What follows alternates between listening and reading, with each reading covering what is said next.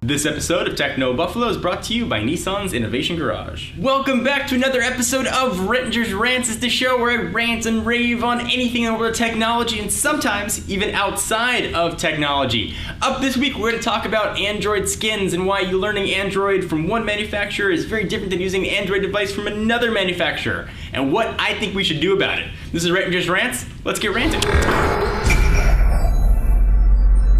So over the weekend, I had a friend come over to help him learn how to use his new phone. Previously, he'd been using an older generation Motorola Android phone. He just picked up a Samsung Galaxy S3, and he thought it was gonna be the same experience. And he went to use it, turned on, set everything up, and realized things were not even close to how they were on Motorola. And that got me thinking. They're both running pretty much the same operating system, but the big deal was that the skins were totally different on different versions of Android. And for users that are trying to figure out just how to use a phone, that aren't power users, that aren't looking to get in there and tweak and customize and root, it's very different from one manufacturer to the next. And it can be very, very confusing. I've even found this as well. When we're reviewing devices, things that I used to do on one phone to test, I have to relearn how to do on another phone. And things that run the same operating system, that shouldn't be the case. So what I propose to fix this problem is a dual boot option. When you turn on your phone for the first time, you're greeted by a screen that says, hey, do you want to install TouchWiz or do you want native Android? Do you want to install MotoBlur, or whatever they're calling it now? Do you want native Android? Have the choice. So if you always want to get used to native Android, you can always have that. And the experience will be the same across all phones, whether they're made by Motorola, Samsung, LG, Huawei. That's how you pronounce that. Huawei. Android is all about openness, and I get they can be customized, and I understand fully that each skin offers new functionality. I know Samsung's TouchWiz offers the S Pen and cool new features to take screen captures by sliding your hand over, tilt to zoom, and all kinds of other stuff. But customers should have the option whether or not they want to use that.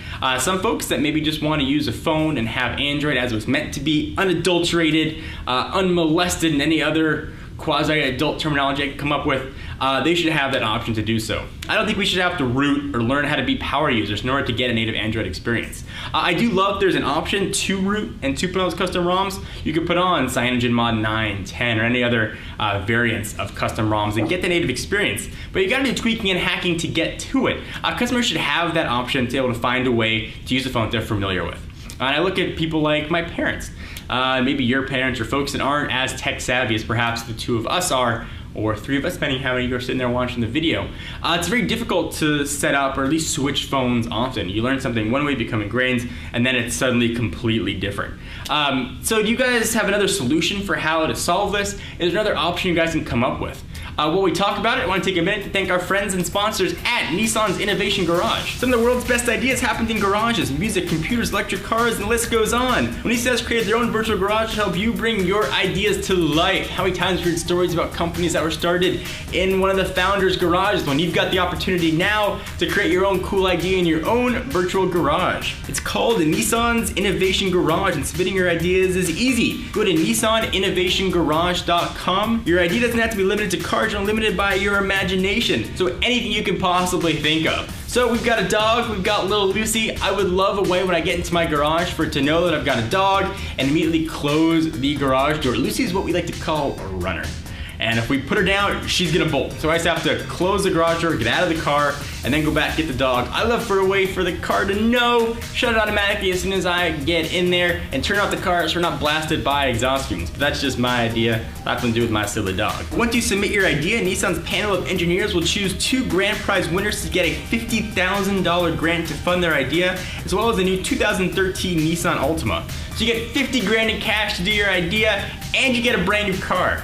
Pretty sweet deal. It's the best prize ever given away. It makes tablets look super silly. You could win a freaking car. Wouldn't it be cool if your little idea made it big? The deadline for ideas is October 12th, 2012. So get on it right now and check out all the details now at nissansinnovationgarage.com. Get your ideas in.